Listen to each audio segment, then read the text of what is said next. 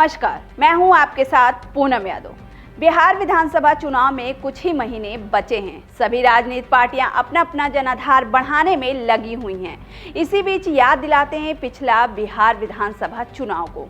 बता दें कि कांग्रेस की करीब करीब यही स्थिति थी जैसी आज की है।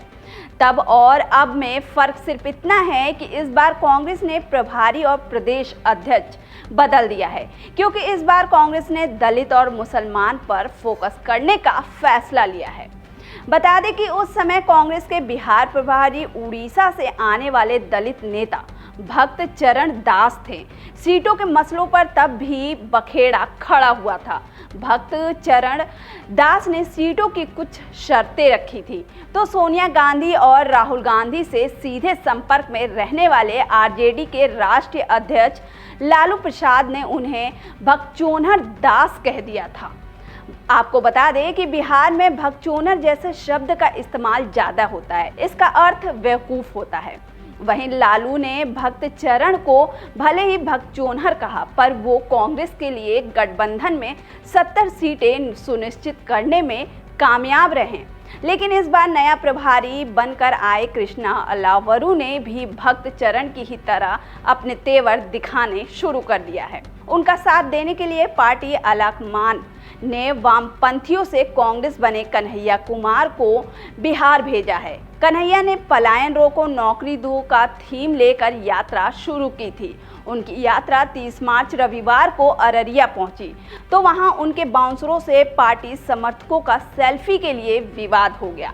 इसके साथ ही मारपीट भी हो गई।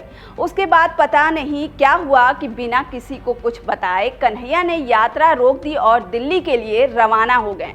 वहीं इसे लेकर कहा जा रहा है कि उन्हें राहुल गांधी का फोन आया था। खैर, कन्हैया तो चले गए और अब कृष्णा का क्या हश्र होगा ये तो देखना बाकी है। बता दें कि कांग्रेस अब तक आरजेडी के इशारों पर ही काम करती आई है। लालू की मर्जी से कांग्रेस प्रदेश अध्यक्ष बनाती है और ये पहला मौका है जब कांग्रेस की मर्जी के खिलाफ कांग्रेस ने राजेश कुमार को प्रदेश अध्यक्ष बनाया है। दरअसल कांग्रेस के नखरे पिछली बार की तरह इस बार भी सीटों की संख्या को लेकर है। आरजेडी कैंप से ये इशारा मिलता हुआ दिख रहा है कि इस बार कांग्रेस को पिछली बार से कम सीट मिलेंगी। सीट कम ना हो जाए, इसके लिए कांग्रेस ने दबाव का रास्ता भी अपना लिया है। पिछले साल कांग्रेस का प्रभारी बताकर बिहार पहुंचे शहनवाज आलम ने कहा कि पिछली बार से कम सीटें इस बार कांग्रेस को मंजूर नहीं होंगी। उन्होंने दो डिप्टी सीएम बनाने की भी मांग रखी, जिसमें एक जनरल कोटे से होगा तो वहीं दूसरा अल्पसंख्यक वर्ग से होगा।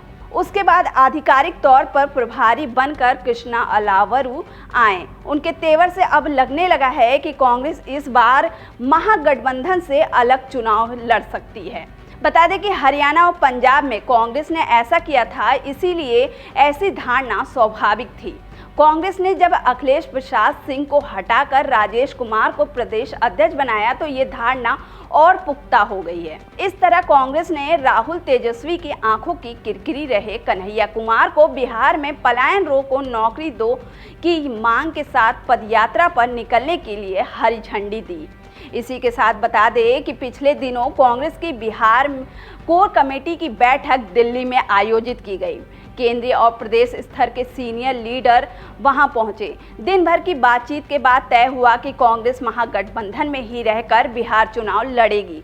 प्रदेश अध्यक्ष राजेश कुमार और प्रभारी कृष्णा अलावरू को बैठक के फैसले की जानकारी मीडिया को देने के लिए अधिकृत किया गया। प्रदेश अध्यक्ष ने कहा कि मीडिया रिपोर्ट से कंफ्यूजन की स्थिति पैदा हुई है कि कांग्रेस अकेले चुनाव लड़ेगी, लेकिन उन्होंने स्पष्ट किया कि कांग्रेस महागठबंधन में ही रहकर चुनाव लड़ेगी। जब अलावरू की बारी आई तो उन्होंने सीएम फेस में भी पैच फंसा दिया। उन्होंने कहा कि इसका फैसला महागठबंधन की बैठक में तय होगा कि कौन सीएम फेस होगा। चुनाव से पहले सीएम फेस घोषित करना है या चुनाव के बाद, इस बाबत घटक दलों के नेता मिल बैठकर तय करेंगे। उनके इस बयान से कंफ्यूजन और बढ़ गया, क्योंकि आरजेडी ने पहले ही तेजस्वी यादव को सीएम का फेस घोषित कर रखा है। वहीं कांग्रेस अलाकमान ने अगर सच में महागठबंधन के साथ चुनाव लड़ने का फैसला कर लिया है तो फिर कन्हैया कुमार की अलग से यात्रा का कोई मतलब नहीं रह जाता है। कृष्णा अलावरू को भी बैकफुट पर आना पड़ जाए तो आश्चर्य नहीं है। लालू तेजस्वी से लोकसभा चुनाव का बदला साधने की फिराक में लगे पूर्णिया के निर्दलीय सांसद पप्पू यादव के मंसूबे पर कांग्रेस ने पहले ही पानी फेर रखा है। कन्हैया कुमार को उनकी यात्रा स्थायी तौर पर स्थगित करने का कोई फरमान अलाकमान से आया हो तो इस पर भी आश्चर्य की गुंजाइश नहीं बचती है। फिलहाल के लिए इतना ही। ये वीडियो आपको कैसी लगी हमें कमेंट कर जरूर बताएं और लाइक सब्सक्राइब करना ना भूलें।